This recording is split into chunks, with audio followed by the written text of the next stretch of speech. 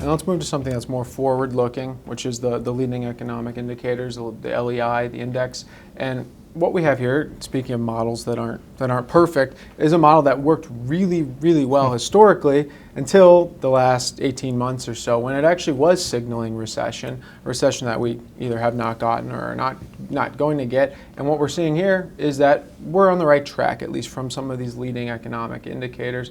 It's not signaling recession anymore. That's the blue line starting to move back positive, not strongly, but it is moving away from some of those negative signals. And it does work with a lag. That was an August report. What I've shown here is that we have a couple reports since then, this will be released next week, that are showing on the right trend. So the first is the interest rate spread, the yield curve, the 10-year minus, they use the Fed funds rate. We often use the 2-year.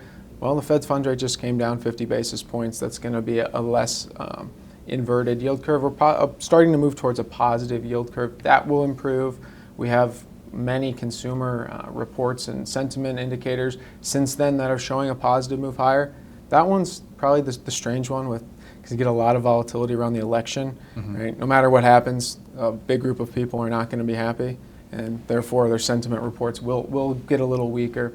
And then we had this morning, housing. You mentioned it. Permits were up 5%. That's a leading indicator, and starts were up 10%. So those were good signs, at least for where the LEI is headed.